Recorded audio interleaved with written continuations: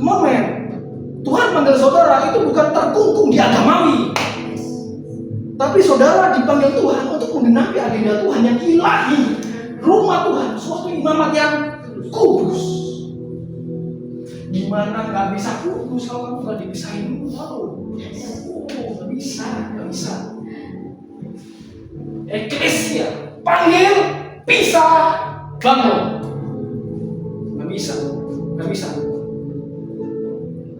Kalau Yesus ngomong sama murid-muridnya itu pedes semua, saudara, benar? Itu nggak pede ngaling-ngaling. Ya nggak. Jangan di luar. Kalau kamu di luar, kamu nggak tahu rahasia kerajaan surga. Tapi kalau kamu di dalam komunitas manusia, kepada mereka, aku mau melihat tentang perumpamaan. Kepada kamu, kuberikan rahasia. Sebab ada tertulis dalam kitab suci, sesungguhnya aku meletakkan di Sion sebuah batu yang terpilih, sebuah batu penjuru yang mahal.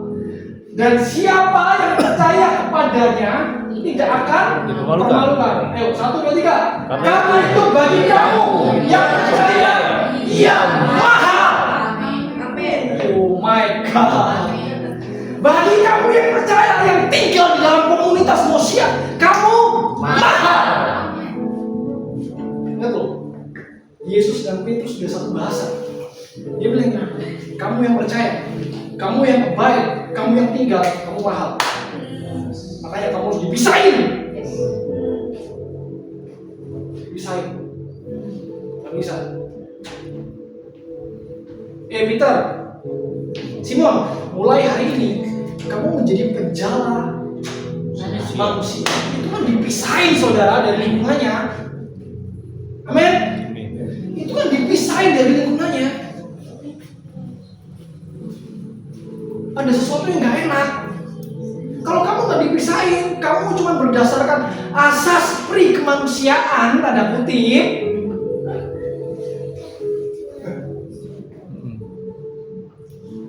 Makanya saudara. Tetapi bagi mereka yang tidak percaya, nah ini 1, 2, 3. Tetapi bagi mereka yang tidak percaya, batu yang telah dibuang oleh suka-suka telah menjadi batu penjuru, juga telah menjadi batu sesuatu dan suatu batu sandungan.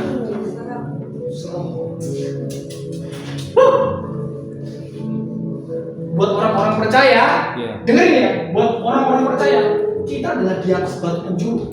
Tapi buat orang luar yang nggak pernah kunci, kita batu sandungan.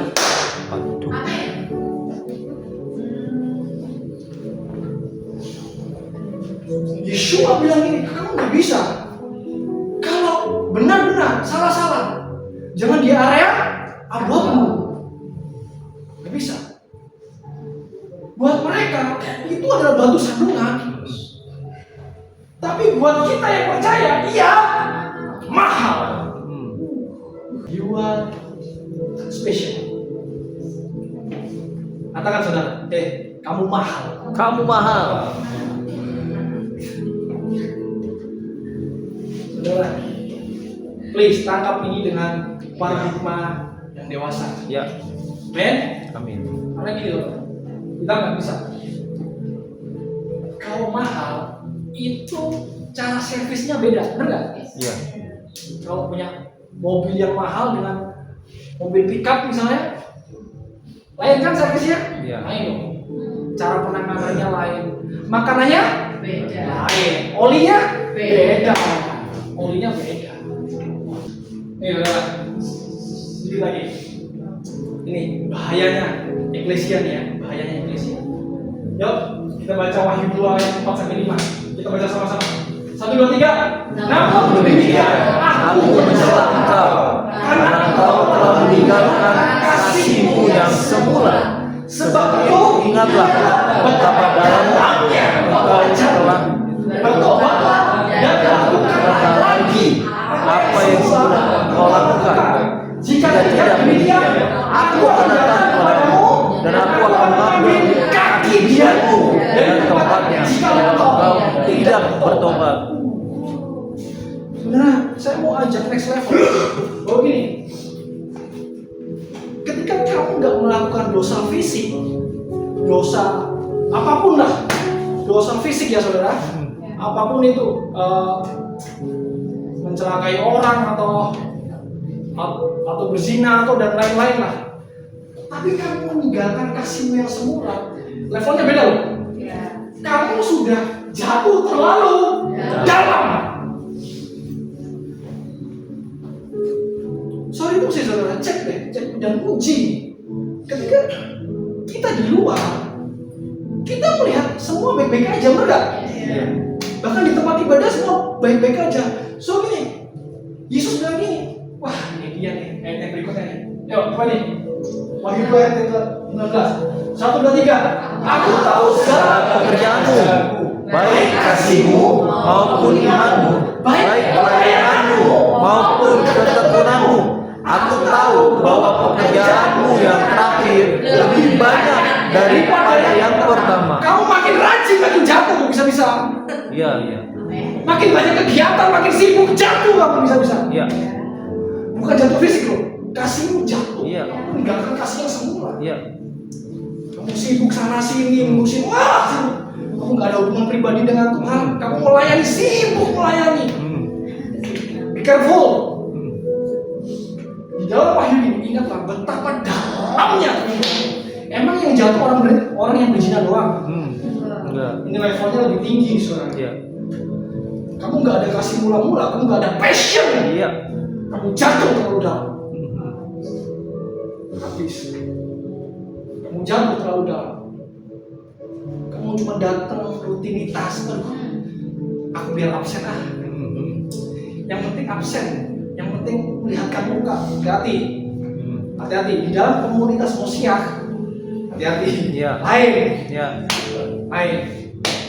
Di dalam komunitas Mesias itu lain. Makanya saudara, level eklesia itu gak segampang yang kita pernah dengar, betul gak? Iya. Eklesia, kamu gak ada kasih mula-mula, kamu gak bergairah sama Tuhan, berarti kamu sudah jatuh. Iya. Iya.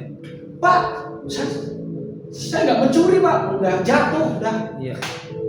Kamu gak ada hubungan pribadi kan? Doa gak pernah, Iya. jatuh udah pelan. Baca firman gak pernah pak, jatuh udah.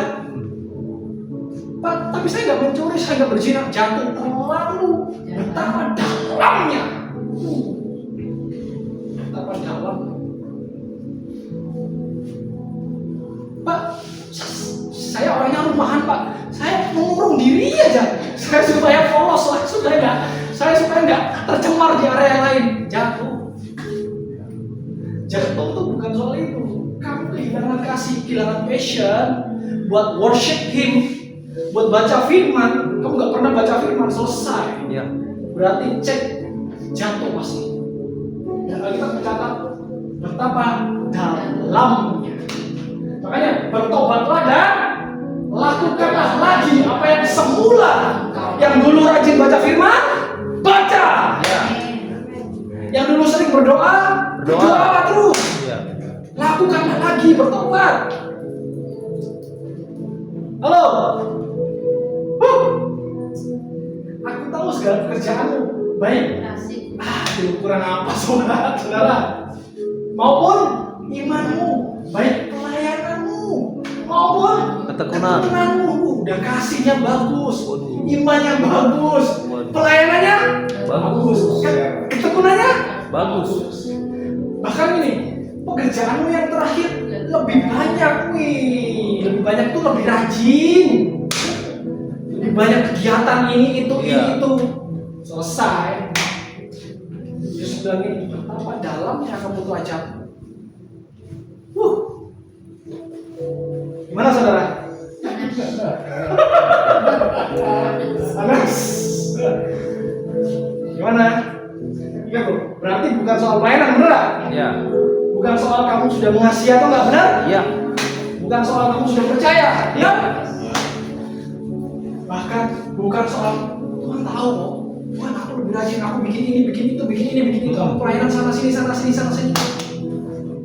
Yesus bilang gini, capek sekali dia. Hubungannya nggak ada, jadi kusut. Dalamnya jatuh. Nih, yang terakhir kita baca sama-sama. Kehilah dan kefura. Yesaya 62 ayat 1-2. 1, 2, 3. Bangkitlah, menjadi teranglah, sebab terangmu datang, dan kemuliaan Tuhan terbit atasmu. Sebab sesungguhnya kegelapan menutupi bumi, dan kekelaman menutupi bangsa-bangsa, tetapi terang Tuhan terbit atasmu, dan kemuliaannya menjadi nyata atasmu. Amin. Amin. Ingat saudara, ini aslinya. Ya. Dipanggil, dipisahin, dan dibangun sebab terangnya sudah datang Ya. dan terbit atasnya. Makanya ini saudara, sekalipun kegelapan menutupi bumi, kita nggak boleh takut. Ya. Sebab terangnya dia, kewahyuan itu sudah dilimpahkan sama kita. Kita tahu arah kita kemana, kita ke kanan atau ke kiri, lurus atau mundur, berhenti atau istirahat sejenak. Kita harus tahu, amin. Ini loh, orang profetik itu harus bergerak di dalam koridor ilahi. Koridor ilahi. Nggak bisa, sana ikut sana, kesini ikut sini. Ya. Itu nggak boleh, amin. Amin. Makanya komunitas yang dibangun Yeshua yaitu community of Mosiah. Kawan. Ternyata Yesus juga punya komunitas, saudara. Namanya community of Mosiah. Kehilah dan kafur. Makanya saudara, mari saya dorong kita harus mau meresponi firman Tuhan, amin. Kita harus menangkap kewahyuannya. Sebab terang itu sudah datang dan sudah terbit atas kita semua. Puji nama Tuhan, amin. Haleluya.